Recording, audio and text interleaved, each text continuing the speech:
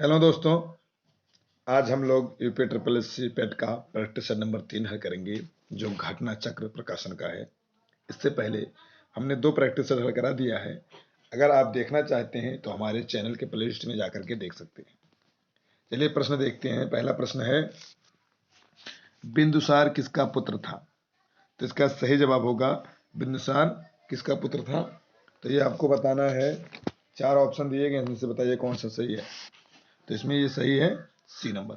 बिंदुसार जो था वो चंद्रगुप्त मौर्य का पुत्र था। अगला क्वेश्चन है, त्रिपिटक की पवित्र पुस्तकें हैं, त्रिपिटक किस धर्म की पवित्र पुस्तकें हैं? तो आपका सही जवाब होगा बौद्ध धर्म की। अगला क्वेश्चन है, पाल साम्राज्य का प्रथम शासक कौन था? तो ये आंसर होगा गोपाल। गोपाल पाल वंश के प्रथम शासक थे। अगला क्वेश्चन है, भारत पर शासन करने वाला पहला मुस्लिम राजवंश कौन था? तो इसका सही जवाब होगा ये बी नंबर, यानी गुलाम राजवंश। गुलाम राजवंश जो है ये प्रथम मुस्लिम राजवंश था। अगला क्वेश्चन है, शिवाजी महाराज के शासनकाल में मंत्रिपरिषद को किस नाम से जाना जाता था? तो ये अष्टप्रधान के नाम से जाना जाता था। अगला क्वेश्चन है,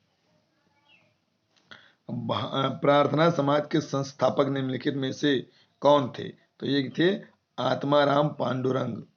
नेक्स्ट प्रश्न है,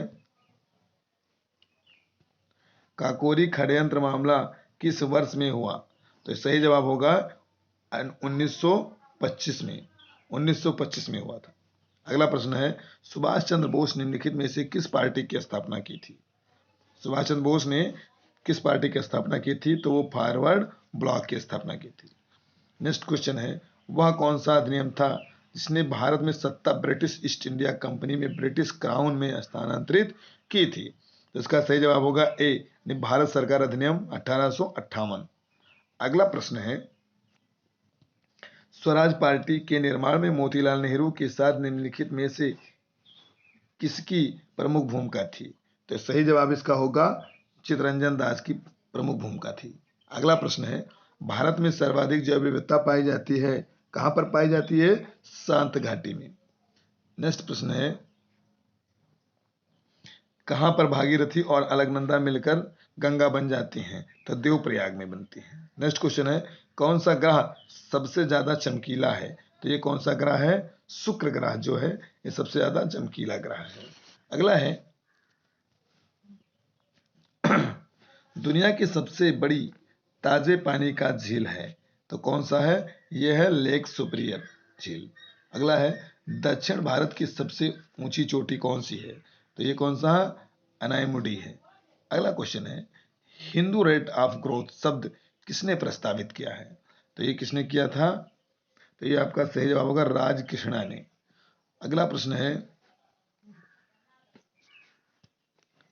भारत की कृषि क्षेत्र में सामान्यतः किस प्रकार की बेरोजगारी पाई जाती है? तो इसका सही जवाब होगा प्रच्छन्न बेरोजगारी। नेक्स्ट प्रश्न है, भारत में हरित क्रांति का जनक किसे कहा जाता है? तो किसे कहा जाता है? एम एस स्वामीनाथन को।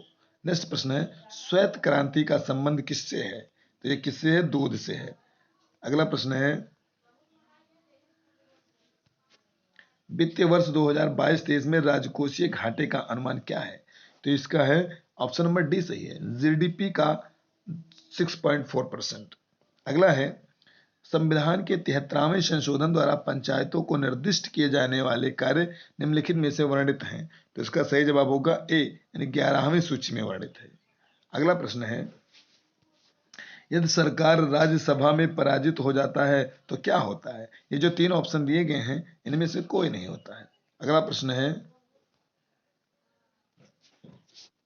राष्ट्रपति के उम्मीदवार के लिए क्या आवश्यक नहीं है? वो पढ़ा लिखा हो या ना हो, इसकी कोई जरूरत नहीं है। नेक्स्ट क्वेश्चन है, निम्नलिखित युग्मों में से कौन सा सुमेलित नहीं है? ये भाग 5 में जो है मूल कर्तव्य ये नहीं है, बाकी ये भाग 2 में नागरिकता है, भाग 3 में मूल अधिकार है और भाग 4 में राज्य के नीति के निदेशक तत्व भी हैं। अगला क्वेश्चन है, लोकसभा के लिए चुनाव में निर्वाचित होने के लिए किसी व्यक्ति की न्यूनतम सीमा कितनी होनी चाहिए? न्यूनतम आयु सीमा कितनी होनी चाहिए? 25 वर्ष होनी चाहिए। अगर लोकसभा में चुनाव लड़ना है तो 25 वर्ष कम से कम उम्र होनी चाहिए। अगला क्वेश्चन है, न्यूटन का पहला नियम और किस रूप में जाना जाता है? तो ये जड़त्व के नियम के रूप में जाना जाता है। अगला प्रश्न है, प्रति सेकंड होने वाले दोलनों की संख्या क्या कहलाती है? तो इसका सही जवाब होगा आवृत्त कहलाती है। अगला प्रश्न है, नेक्स्ट प्रश्न है, न्यूलैंड्स के अष्टक नियम के अनुसार निम्नलिखित में से किसमें सोडियम के समान गुण होते हैं? तो ये किसमें होते हैं? यह आपका सही जवाब होगा लिथियम में होता है। अगला क्वेश्चन है, दूध में पाया जाने वाला प्रमुख प्रोटीन कौन सा है? तो कैसीन है। कौन सा प्रोटीन है? कैसीन होता है। अगला प्रश्न है, बेरी रोग निम्नलिखित में से किसकी कमी के कारण होता है? तो विटामिन B1 के कारण होता है। नेक्स्ट प्रश्न है, उत्तरायण का विलोम क्या होता है? दक्षिणायन होता है। वह स्त्री जिसका पति परदेश गया हो वह के लिए एक शब्द क्या है? प्रोसित पथिका होता है। अगला क्वेश्चन है, निम्नलिखित में से यमुना का पर्यायवाची शब्द क्या नहीं है? कूलमकषा ये नहीं है, बाकी ये तीनों पर्यायवाची शब्द हैं। अगला प्रश्न है, प्रयोजन का समानार्थी शब्द नहीं है। ये नियोजन जो है इसका समानार्थी शब्द नहीं है, बाकी हेतु, लक्ष्य और उद्देश्य तीनों होता है। अगला प्रश्न है, बहिष्कार का संधि विच्छेद क्या है?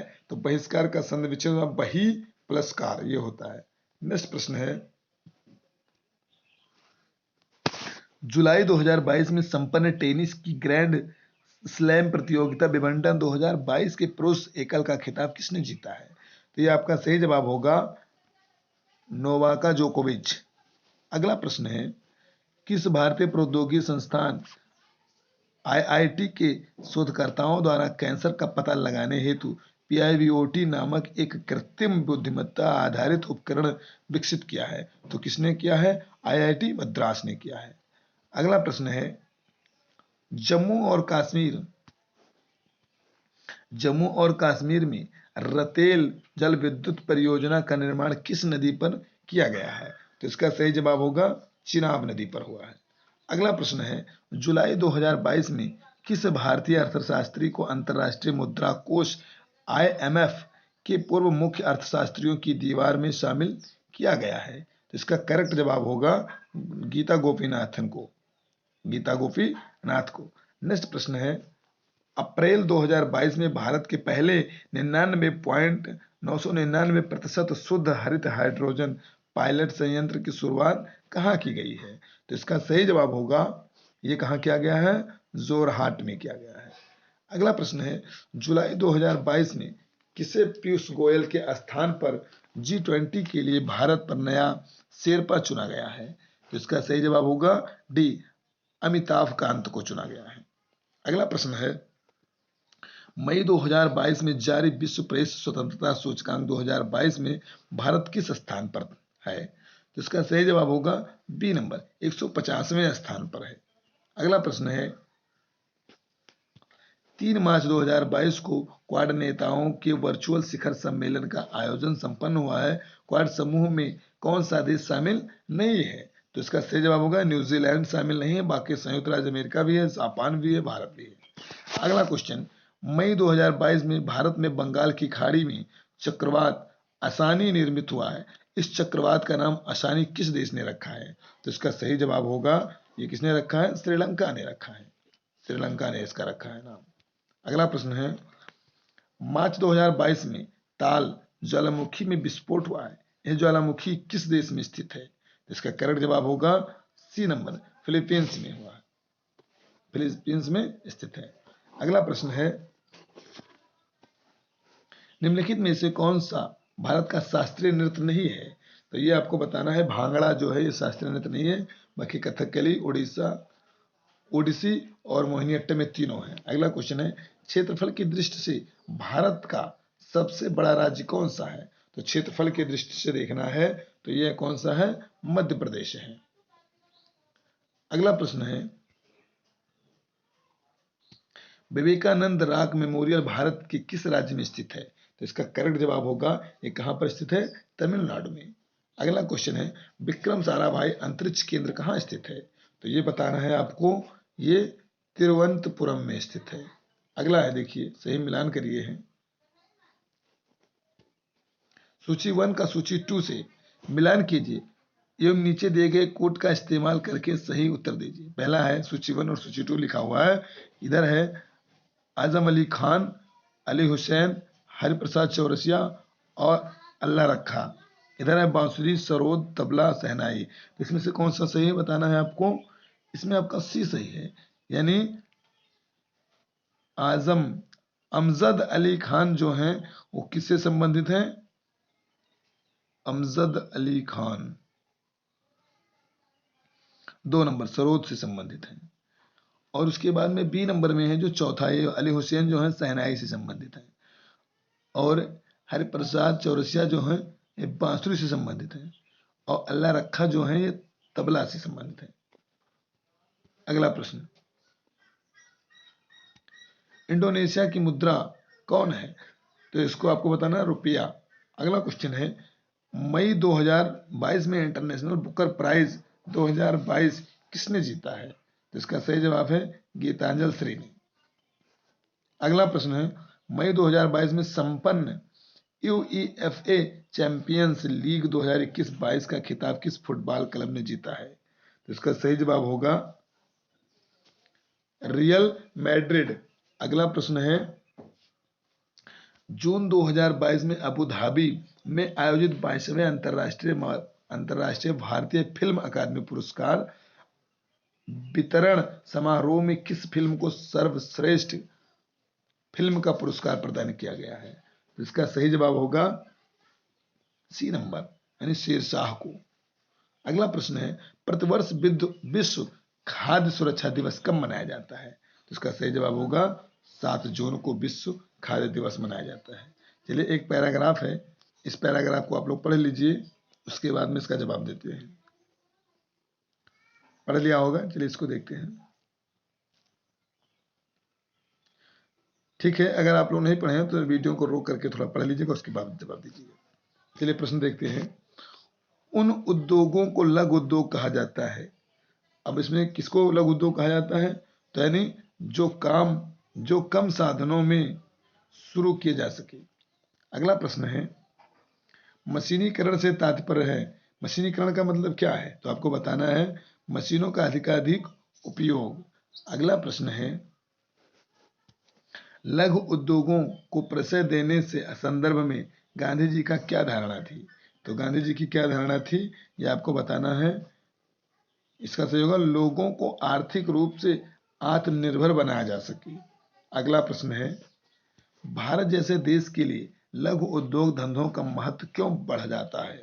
तो इसका सही जवाब होगा ए नंबर, क्योंकि यहाँ बहुत से लोगों को काम की जरूरत है।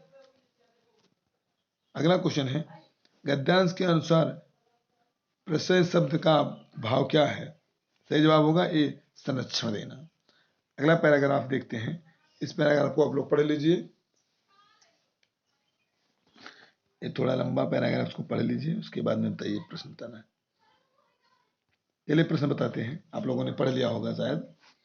प्रश्न है ए मेरे वतन के लोगों गीत के बारे में क्या सच नहीं है? तो इसमें से सही जवाब होगा ए ये मन्ना डे ने सुर दिया, ये सही नहीं है। अगला क्वेश्चन है भारत में 26 जनवरी का पर्व मनाने की उमंग न रहने का कारण था, क्या था? तो इसका जवाब होगा डी नंबर हजारों युवकों का शहीद होना। अगला प्रश्न है रक्षा मंत्रालय को क्या सूचना दी गई होगी? तो आपका सही जवाब होगा बी नंबर, यानी गीत प्रस्तुत करने की चुनौती स्वीकार। अगला प्रश्न है पीठ में छुरा भोंकना का क्या अर्थ है?